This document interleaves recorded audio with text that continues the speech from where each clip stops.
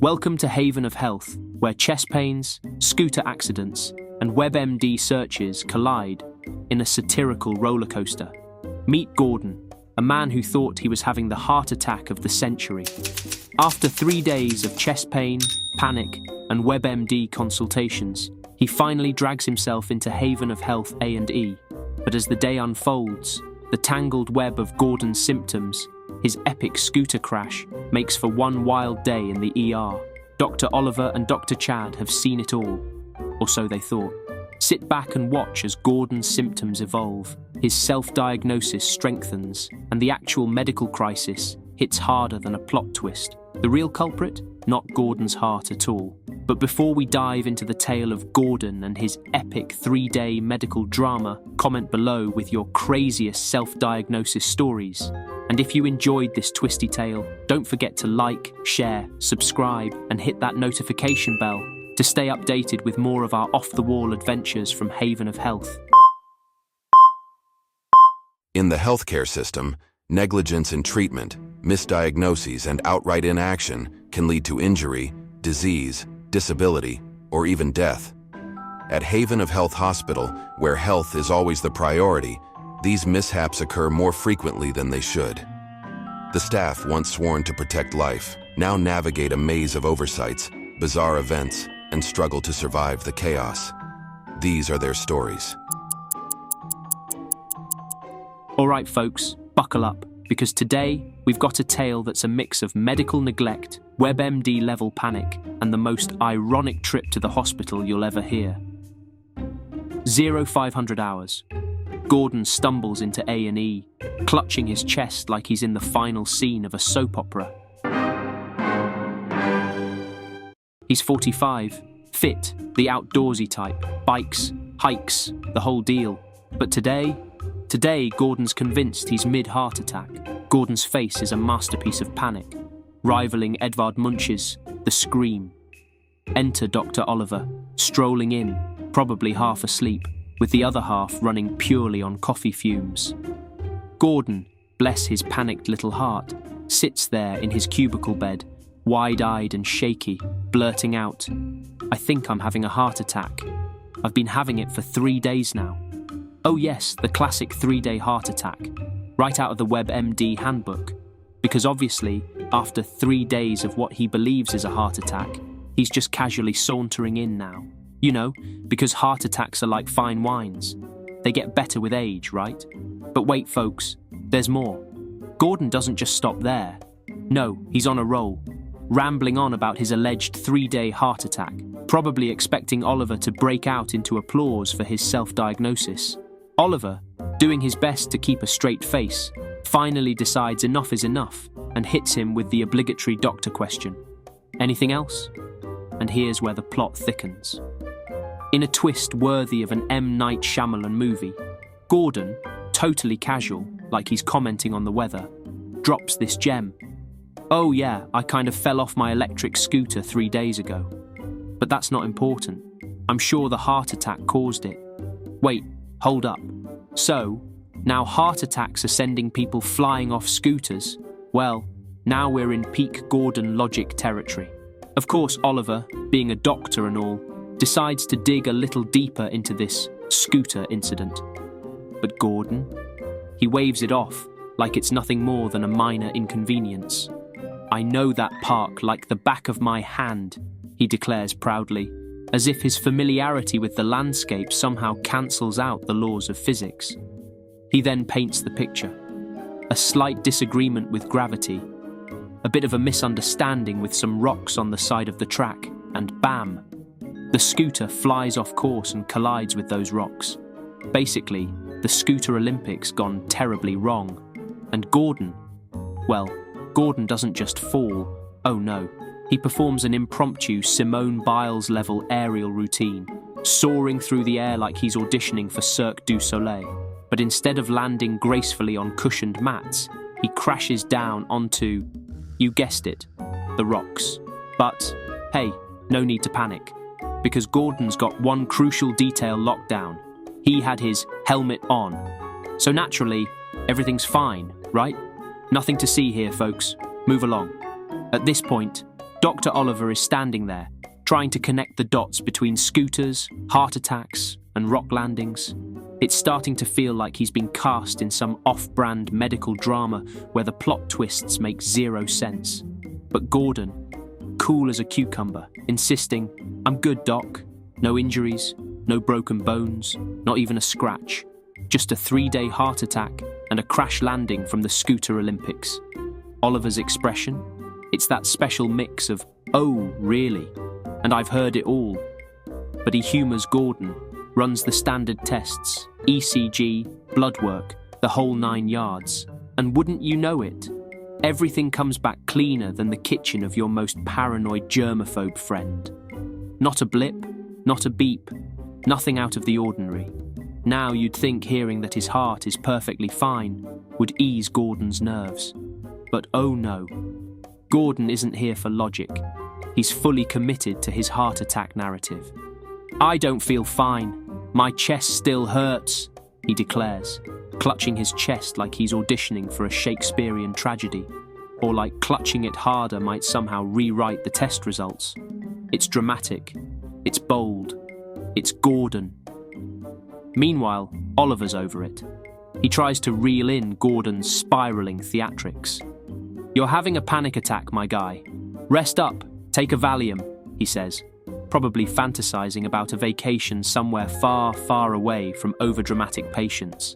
Because obviously in the world of Haven of Health, when all else fails, throw a chill pill at the melodramatic patient and hope for the best, right? But let's be real, is a Valium really going to stand a chance against Gordon's ironclad medical conspiracy theories? Not likely. But wait, plot twist. Oliver has a moment of tenderness, a rare display of empathy in this twisted healthcare circus.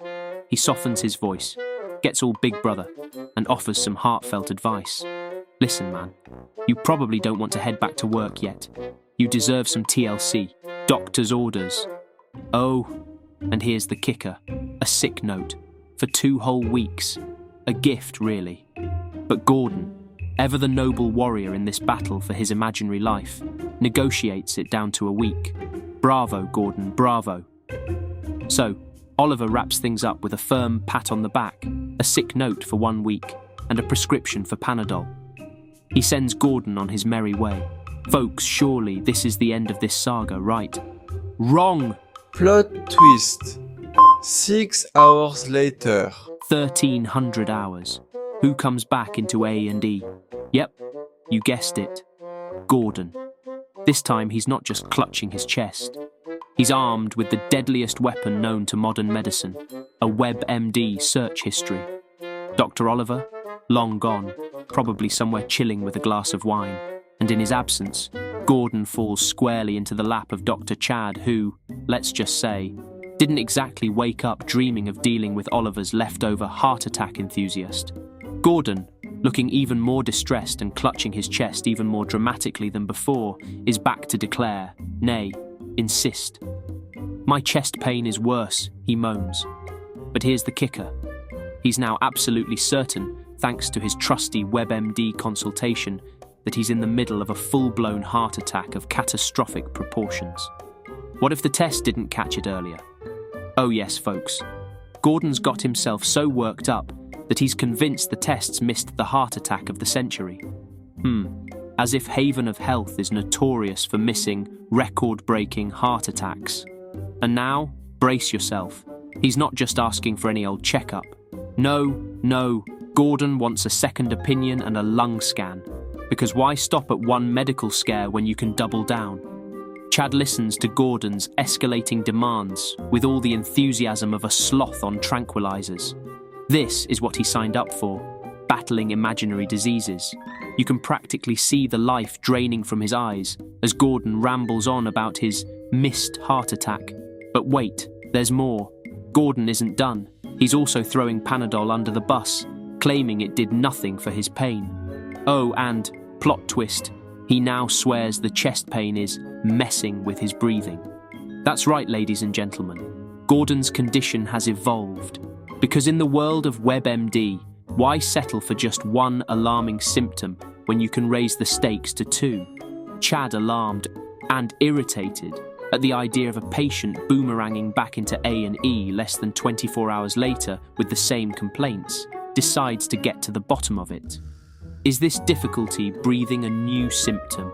He asks, scanning Oliver's notes with increasing skepticism. Because if Oliver didn't write it down, did it even happen? Spoiler, it did not. Gordon, bless his frazzled little heart, is not even sure anymore. It's not new. I mean, I was having trouble breathing before, but now it's worse. He stammers.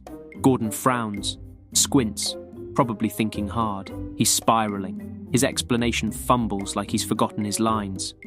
Everything's a blur from this morning, he tells Chad. But now he's convinced. Something's very wrong with his lungs. He pleads for them to be scanned. Chad's initial concern quickly flips to impatience. You can practically see the "I don't have time for this" written on his face. Dude, nothing's changed in 6 hours, Chad says, doing his best to keep it professional. He glances back at Oliver's earlier notes, which describe Gordon with a lovely little phrase, a bit melodramatic. Chad nods to himself, fully on board with that assessment. But nope, Gordon is not having it. He's dug in, standing his ground like a hypochondriac warrior, and his anxiety is spiking faster than his heart rate. His breathing becomes laboured, whether from panic or sheer determination, who knows?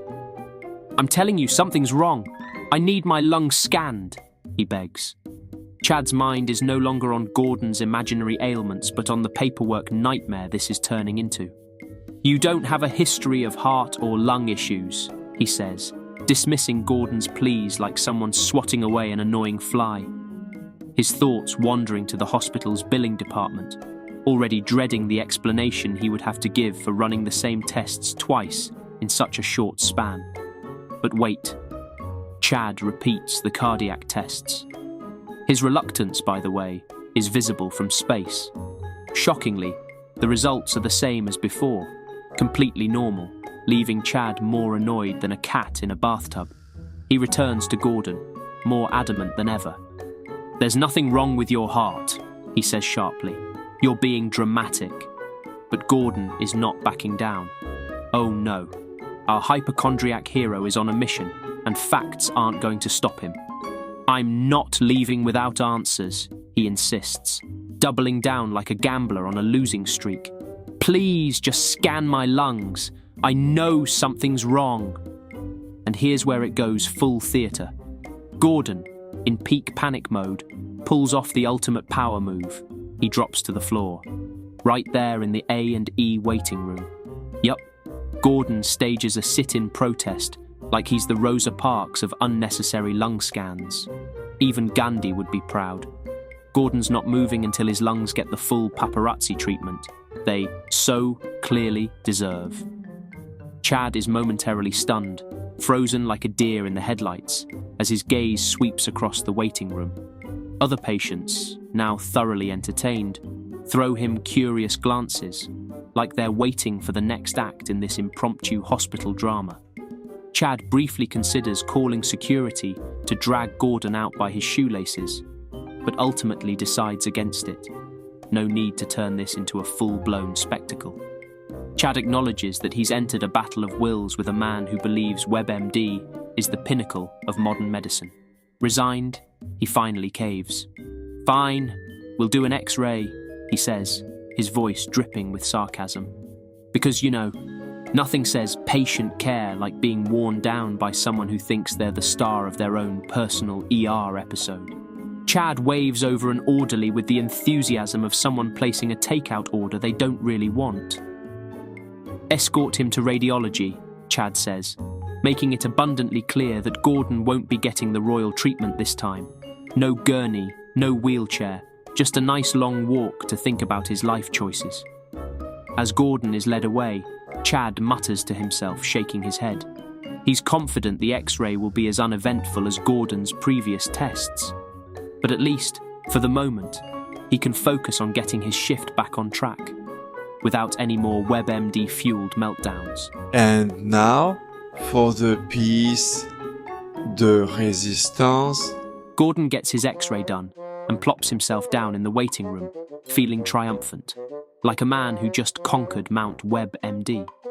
He's barely gotten comfortable, probably mentally drafting his "I told you so" speech, complete with a triumphant "and thank you, Haven of Health, for helping me cheat death," when, boom, all hell breaks loose. In a twist that even M. Night Shyamalan would say, "All right, that's a bit much," the doors fly open. Enter the radiologist, eyes wide like he's just seen the Grim Reaper, with an orderly right behind him, wheeling a gurney like they're auditioning for ER, the musical. The radiologist, wild-eyed and frantic, starts scanning the room, calling out, "Gordon! Where's Gordon? Gordon!" he screams. His voice is filled with such urgency. You'd think Gordon was seconds away from spontaneous combustion. Gordon, startled, looking like a rabbit frozen in fear, nervously raises his hand. Yeah?" His confusion is matched only by the sudden chaos. The radiologist practically sprints over, panting, "You need to get on this gurney, now!" as if Gordon's insides are about to explode. No time for pleasantries. For a second, Gordon sits there, frozen, the cogs in his brain clearly struggling to keep up with the situation.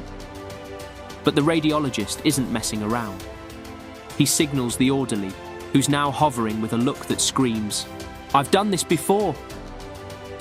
They hustle Gordon onto the gurney as if they're racing against time, which, in true medical drama fashion, makes it all the more intense.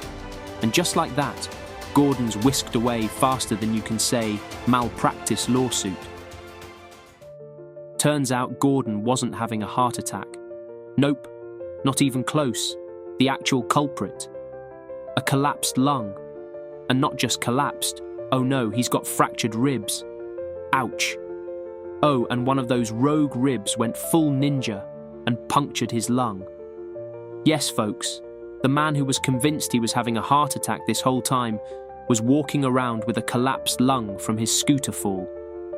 Yes, the one he completely brushed off because I had my helmet on. But hey, silver lining, at least it wasn't a heart attack. So the moral of the story? Maybe, just maybe, scooter accidents are just nature's way of telling you to take public transport. And there you have it, folks. Another perfect day at Haven of Health Hospital, where you come in with just good old panic and leave with a lung collapse.